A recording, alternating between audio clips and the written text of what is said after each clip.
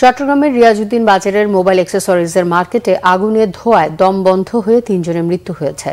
বৈদ্যুতিক short circuit থেকে আগুনের সূত্রপাত বলে প্রাথমিক ধারণা ফায়ার সার্ভিসের। অগ্নি নিরাপত্তা ব্যবস্থায় ঘাটতির কথা স্বীকার করছেন মার্কেটটির ব্যবসায়ী নেতারা। চট্টগ্রাম থেকে শাহাদা পিয়ার রিপোর্ট। প্রতিদিনের মতো দোকান বন্ধ করে ঘুমাতে যান মার্কেটের বেশিরভাগ ব্যবসায়ী কর্মচারী। কেউ চলে যান বাসায়, আবার কোনো কোনো কর্মচারী দোকানের ভেতরেই ঘুমিয়ে পড়েন। ঘুমন্ত অবস্থায় বৃহস্পতিবার রাত ১:৩০টায় হঠাৎই আগুন লাগে চট্টগ্রামে রিয়াজউদ্দিন বাজারের রিজওয়ান কমপ্লেক্স মার্কেটের দোতলায়। ব্রাদার্স টেলিকম নামের বন্ধ দোকান থেকে ধোঁয়া বের হতে দেখেন দারোয়ান। দ্রুত আগুন ছড়িয়ে পড়ে আশপাশের কয়েকটি মোবাইল অ্যাক্সেসরিজের দোকানে। খবর পেয়ে ঘটনাস্থলে এসে অগ্নি নির্বাপনের কাজ শুরু করে ফায়ার সার্ভিসের ৮টি ইউনিট। তবে ঘিঞ্জি এলাকা ও ধোঁয়ার তীব্রতায় আগুন নেভাতে বেশ বেগ পেতে হয় দমকল কর্মীদের। প্রায় ৩.৫ ঘন্টার চেষ্টায় ভোর ৫টার দিকে আগুন নিয়ন্ত্রণে আসে। মার্কেটের ৫ তলা থেকে উদ্ধার করা হয় ৩ জনের মরদেহ।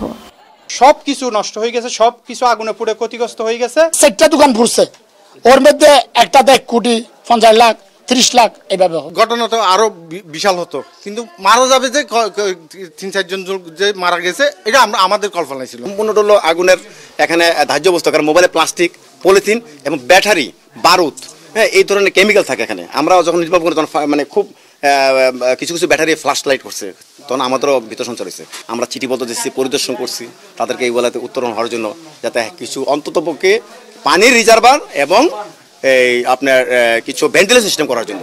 এই আপনারাও বোঝেন এই একটার সাথে আরেকটা লিঙ্ক, একটার সাথে একটা, যার জন্য এই ধোয়ার জন্য এখন ঢুকতে পারে না, কারণ ধোয়া বাইরে হওয়ার কোনো রাস্তা নেই।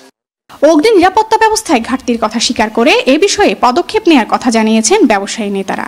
চলছে ক্ষয়ক্ষতি নিরূপণের কাজ।